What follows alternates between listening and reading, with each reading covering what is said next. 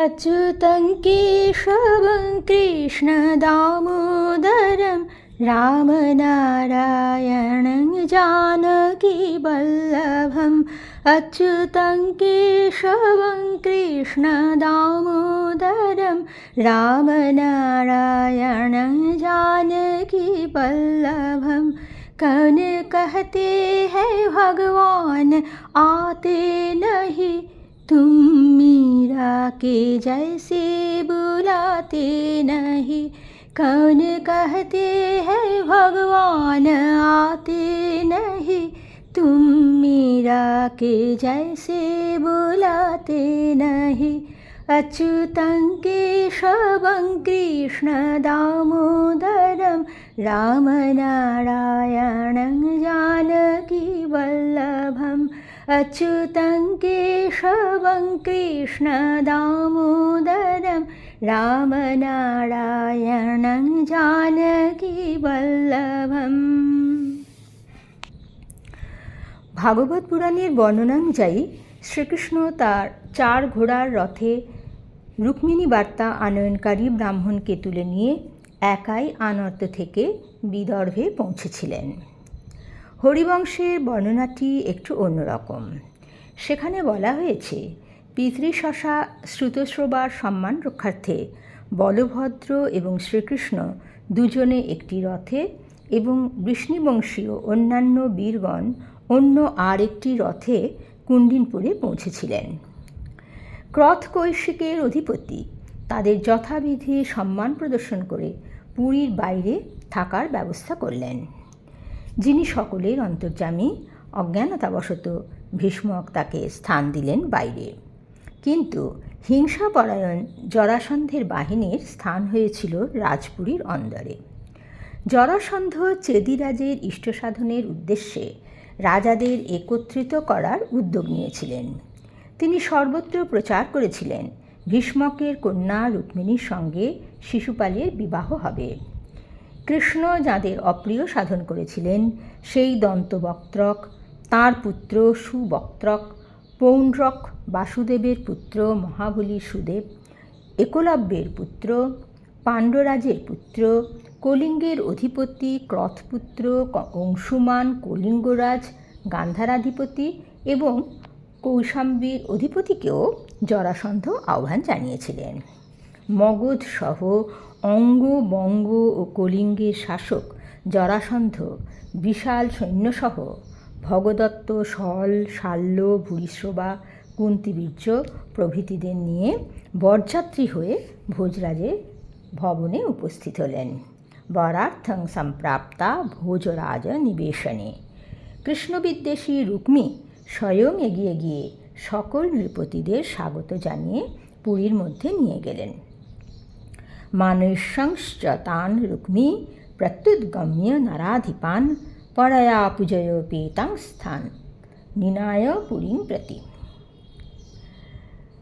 পরয়া পূজয়োপেতাং স্থান নিনায় পুরীং প্রতি। ভগবত পুরাণে বলা হয়েছে, কুণ্ডিনপতি ভীষ্মক জ্যেষ্ঠপুত্র রুক্মীর প্রতি স্নেহবশত স্বীয় কন্যাকে শিশুপালকে সম্প্রদান করবেন বলে বিবাহের তোড়জোড় শুরু করলেন। রাজা চ কুণ্ডিনপতি পুত্র স্নেহ বসঙ্গতা শিশুপালায় স্বাং কন্যাং দাস্যন কর্মণ্যকারায়ত। উৎসবের আবহে কুণ্ডিন নগরের রাজপথ, চৌরাস্তা এবং মার্গগুলি জলসিক্ত করা হলো। নানা রঙে চিত্র বিচিত্র পতাকা ও তোরণে সমলঙ্কৃত হল কুণ্ডিনপুর। নগরের স্ত্রী পুরুষ সকলেই পুষ্পমাল্য, অলঙ্কার ও নির্মল বস্ত্রে সজ্জিত হল। শ্রীসম্পন্ন গৃহগুলি অগুরু ধূপের গন্ধে ভরে উঠল। রাজা ভীষ্মক পিতৃপুরুষ এবং দেবতাদের বিধিপূর্বক পূজা করার পর ব্রাহ্মণদের ভোজন করালেন এবং নিয়মানুসারে স্বস্তি বাচন করালেন। কল্যাণমূর্তি সুস্নাতা রুক্মিণীকে হাতে মঙ্গলসূত্র ও কঙ্কণ পরানো হলো। নূতন দুটি বস্ত্রে এবং অতি উত্তম ভূষণে তাকে সাজানো হলো। শ্রেষ্ঠ ব্রাহ্মণেরা সাম, ঋক ও যজুর্বেদের মন্ত্রের দ্বারা রুক্মিণীর রক্ষাবিধান করলেন। অথর্ববেদে অভিজ্ঞ পুরোহিত তার গ্রহশান্তির জন্য হোম করলেন। রাজা ভীষ্মক কুলপরম্পরা ও শাস্ত্রীয় বিধি অনুসরণ করে স্বর্ণ, রৌপ্য, বস্ত্র, গুড়, তিল এবং গাভী ব্রাহ্মণদের দান করলেন। চেদিরাজ দমঘোষ মন্ত্রজ্ঞ ব্রাহ্মণদের সাহায্যে পুত্র শিশুপালের জন্য বিবাহ সম্বন্ধী মাঙ্গলিক কর্ম করালেন। এরপর তিনি বিশাল সেনাবাহিনী সহ ও বরযাত্রী সহ কুন্ডিনপুরে পৌঁছলেন। কৃষ্ণবিদ্বেষী রাজারা ভেবে রেখেছিলেন, যদি যদুবংশীয়দের সঙ্গে এসে কৃষ্ণ কন্যাহরণের চেষ্টা করেন তাহলে তাঁরা সকলে একসঙ্গে তাঁর সঙ্গে লড়বেন। সেই কারণেই তারা যুদ্ধের প্রস্তুতি নিয়ে বিশাল সেনাবাহিনী সহ কুন্ডিনপুরে এসেছিলেন। ভাগবত পুরাণের বর্ণনা অনুযায়ী বিদ্বিষ্ট রাজাদের উদ্যম ব্যর্থ করার জন্য গজ, অশ্ব, রথ ও পদাতি সহ বিশাল সেনা নিয়ে ভ্রাতৃস্নেহে পরিপ্লুত বলরাম কুন্ডিনপুরে এসে উপস্থিত হয়েছিলেন। এদিকে রুক্মিণী কৃষ্ণ ও ব্রাহ্মণের আগমন প্রত্যাশায় প্রতি মুহূর্ত তীব্র শঙ্কায় অস্থির হচ্ছিলেন। অবশেষে অশ্রুমুখী রুক্মিণীর বাম উরু, বাহু ও নেত্র স্ফুরিত হয়ে গোবিন্দের আগমন সূচিত করল। কৃষ্ণের সংবাদ বহন করে ব্রাহ্মণ উপস্থিত হলেন কৃষ্ণচিন্তায় মগ্ন দেবী রুক্মিণীর সম্মুখে। অথ কৃষ্ণ বিনির্দিষ্ট স এব দ্বিজ সত্তমঃ অন্তঃপুরচরিং দেবীং রাজপুত্রীং দদর্শঃ। রুক্মিণী ব্রাহ্মণের প্রফুল্ল মুখ দেখে বুঝলেন তাঁর বার্তা বিফল হয়নি। ব্রাহ্মণও জানালেন ভগবান শ্রীকৃষ্ণ রুক্মিণীকে নিয়ে যাওয়ার জন্য সত্য প্রতিজ্ঞ হয়ে এসেছেন। ভগবানের আগমন সংবাদ পেয়ে অত্যন্ত আনন্দিত হয়ে বৈদর্ভী একান্ত কৃষ্ণভক্ত ব্রাহ্মণকে প্রণাম জানালেন। কৃষ্ণভক্ত এই ব্রাহ্মণের পার্থিব কোনো ঐশ্বর্যের প্রতি বিন্দুমাত্র রুচি ছিল না, সে কথা রুক্মিণী জানতেন বলে তিনি তাকে কোনোই উপহার দিলেন না, শুধু তাকে শ্রদ্ধা বিনম্র প্রণাম জানালেন। না পশ্যন্তি ব্রাহ্মণায় প্রিয়ম অন্নন নানামসা। রাজা ভীষ্মকও ভগবান কৃষ্ণ ও বলরামের আগমন সংবাদ পেয়ে তুড়ি, ভেরি প্রভৃতি বাদ্যসহ পূজা সামগ্রী দ্বারা তাদের অভ্যর্থনা জানালেন। মধুপর্ক, নির্মল বস্ত্র এবং উত্তম উপহার সামগ্রী সহ তাদের অর্চনা করলেন। মহামতি ভীষ্মক শ্রীকৃষ্ণের সঙ্গীদের প্রতি যথাযথ সৎকার প্রদর্শন করলেন। বুদ্ধিমান ভীষ্মক সসৈন্যে শ্রীকৃষ্ণকে আসতে দেখে বুঝেছিলেন রুক্মিণীকে হরণের জন্যই শ্রীকৃষ্ণ এসেছেন। শ্রীকৃষ্ণের আগমন সংবাদ পেয়ে কুন্ডিনপুরবাসীরা সকলে বাইরে বেরিয়ে তাদের নয়নাঞ্জলির দ্বারা শ্রীকৃষ্ণের পদ্মতুল্য মুখখানির মধু পান করলেন। আগত্য নেত্রাঞ্জলিভি পপুস্তন্মুখ পঙ্কজম। তারা ভাবলেন একমাত্র কৃষ্ণই রুক্মিণীর ভার্যা হওয়ার যোগ্য, আর কেউ নয়। তারা প্রার্থনা করতে লাগলেন তাদের যা কিছু সুকৃতি আছে তার দ্বারা তুষ্ট হয়ে ত্রিলোকপতি কৃষ্ণ যেন বৈদর্ভীর পানি গ্রহণ করে তাদের অনুগ্রহ করেন। কিঞ্চিৎ সুচরিতং ইয়ন্নস্তেন তুষ্ট শ্রীলোককৃত অনুগৃহ্ণাতু বৈদর্ভা পানিমচ্যুত। যখন পুরবাসীরা এইভাবে মনে প্রাণে শ্রীকৃষ্ণকে রুক্মিণীর স্বামীরূপে পাওয়ার জন্য প্রার্থনা করছিলেন, তখন সেনামণ্ডলীর দ্বারা সুরক্ষিত রুক্মিণী শ্রীকৃষ্ণের চরণকমলের ধ্যান করতে করতে মৌনব্রত অবলম্বন করে অম্বিকার পাদপদ্ম দর্শন করার জন্য পায়ে হেঁটে মন্দিরের দিকে প্রাসাদ থেকে বেরিয়ে এলেন। লক্ষ্মীপতি মা রুক্মিণীর অম্বিকা মন্দির যাত্রার এক অপূর্ব চিত্র ভগবত ভক্তের চোখের সামনে তুলে ধরেছেন ভাগবতকার। রুক্মিণীকে ঘিরে বহু ব্রাহ্মণ পত্নী পুষ্প, মাল্য এবং চন্দন প্রভৃতি সুগন্ধ দ্রব্য নিয়ে অলঙ্কারে ভূষিত হয়ে তার সঙ্গে যাচ্ছিলেন।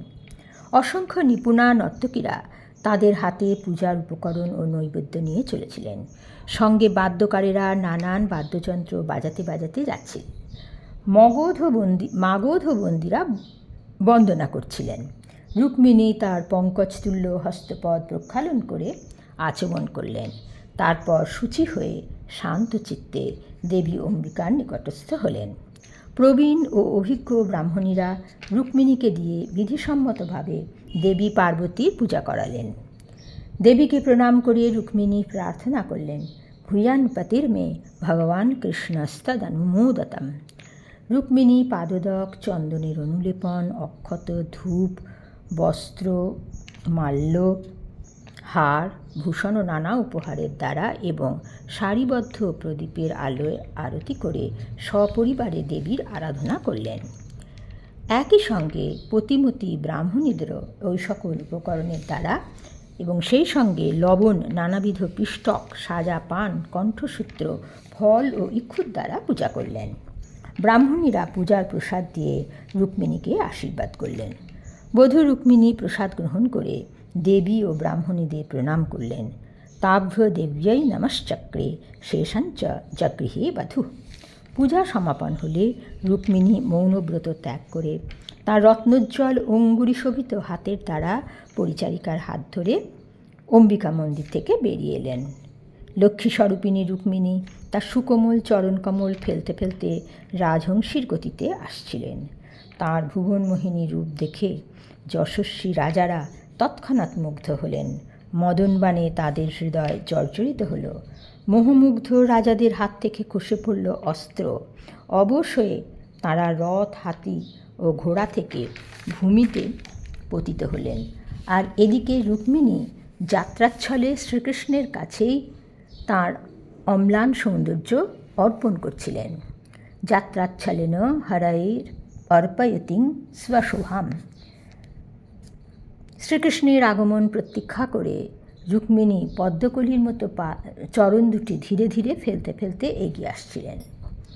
বাম হস্তের অঙ্গুলির সাহায্যে মুখের ওপর এসে পড়া অলোকগুচ্ছ সরিয়ে দিয়ে তিনি নরপতিদের দেখলেন, আর সেই সময়ে ভগবান কৃষ্ণেরও দর্শন লাভ করলেন।